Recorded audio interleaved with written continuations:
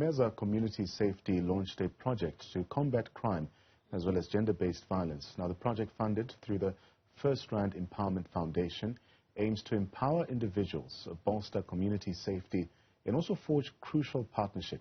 Let's speak to Letlhogonolo Ngcobo, who's the project manager and spokesperson for the Memeza Community Safety, for more insights on this project.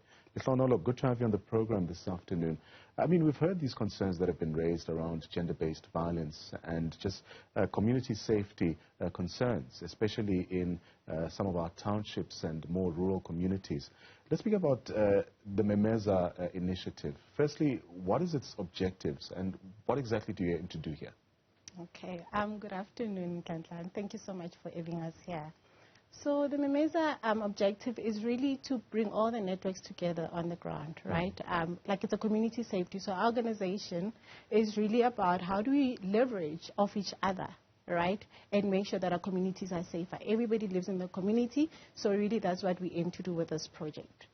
But the issue of gender-based violence is a pressing one, even globally. I mean, how does your project then uniquely address some of these issues to contribute to the broader efforts in ensuring that there is community safety and that GBV is indeed reduced?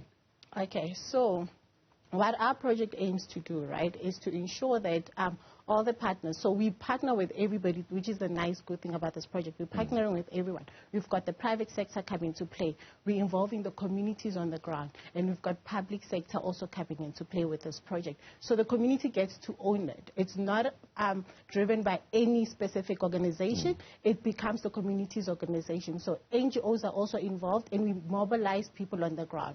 So when people own something, generally they tend to take care of it. They tend to want to make it work. So with the Empowerment Foundation, is that with the FirstRand Empowerment Foundation, this particular program that we are running, what we will be doing is we'll be going to 18 communities nationally, right? And in each community, we'll be setting up response networks, right? Response networks meaning we will be creating employment within the communities themselves.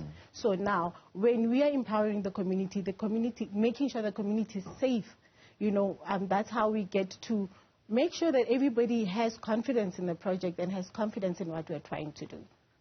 So collaboration is key, especially in efforts to fight gender-based violence. You spoke to us about how this collaboration with FirstRand Empowerment Fund actually came about. But speak to us about the relevance of having these partnerships between private business as well as community-based organizations like yourself. Okay. So ultimately, right, at the core of what we do in Memeza is that we're trying to make sure that the vulnerable communities feel safe, right? Our mission is actually aligned with the NDP, like, you know, that by 2030, everyone living in South Africa should not fear crime, right? You're vulnerable women, you're elderly, anyone who's actually vulnerable. It could be children, it could be men nowadays, right? For them to feel safer, right? So that's what we are trying to do. So when we do that, we are making sure that, okay, fine. How do we empower the communities? Like I said, we go into the most vulnerable, right? So this is now key where the private sector can come to play. We've got different technologies where we say, okay, private sector, can you assist us? Can you assist us protect those who need it most but cannot afford it?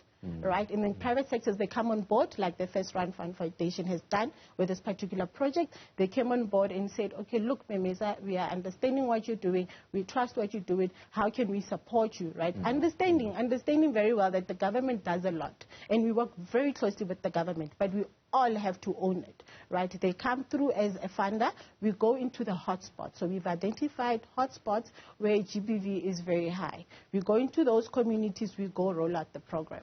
So initially, maybe can I expand on what we do? All right, so we identify a hotspot, then we go into the community. What we'll do in the community is we'll work very closely with SAPS and work very closely with CPF, your community policing forums, where we are able to go out there and distribute our technology. Our technology is what we call the personal alarm. We've got also home community alarms, right? When we get into communities, we do a launch to explain to the community. Is that an example of the alarm that you have? Yes, this is an example. How does it work? So how it works is this is a personal alarm which would go and distribute in communities, all right? How it works is it's got a torch, right? For really those who are having to leave their homes when it's dark, right? Going to catch transport to go to work, they're feeling vulnerable. It's dark, right? It's got a torch that they will go and, you know, to protect themselves, right? And then it's got what we call an alarm. Alarm, you can hook it on a bag. You've heard people putting it in the God-given bank, you know. What you do is when you're feeling vulnerable in a community, you pull the string.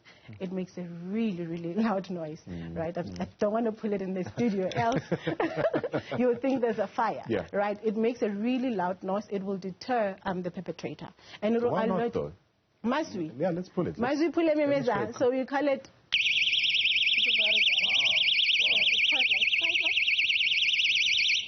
Yeah, it's quite loud, right? And also, this would say it's a modern way of screaming or whistling when you are feeling endangered.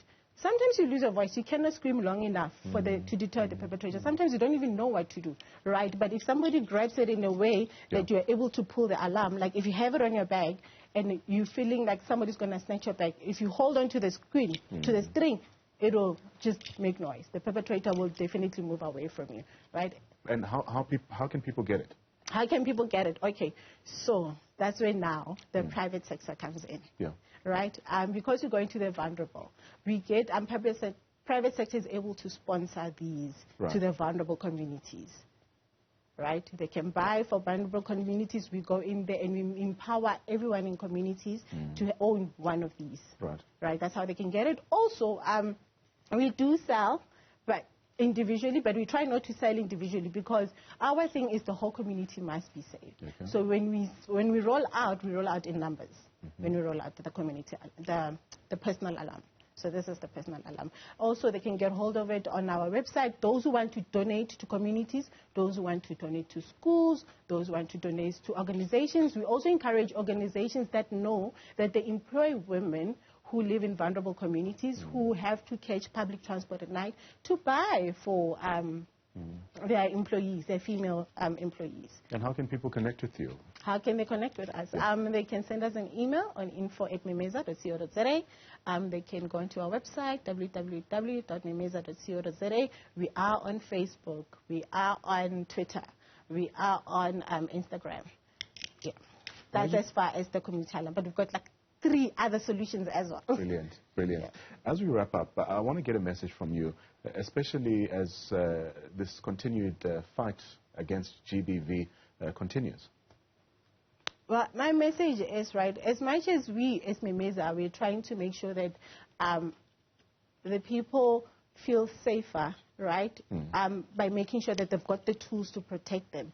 We want to get to a point where there is no need for a tool, right, where men are on board, right? From a young age, we really partner with organizations that are going to say, we will make sure we reduce perpetrators. What do we do? How do we change the mindset of males? We need to see more of that. Yes, we hear organizations are there, but if we could partner with such organizations, right, that's number one. The other one is also, once there's been a victim, a big thing now is then what, right? Because what we are also finding is people become repeat victims because they go back to their perpetrators. We've heard about cases that are opened for GBV, and then the following day or after the weekend, the lady goes back and wants to withdraw it, right? Luckily, that won't be possible anymore because the case will stand because now it's a perpetrator against the state, which we are very happy about. But we want to make sure that the victims are now empowered.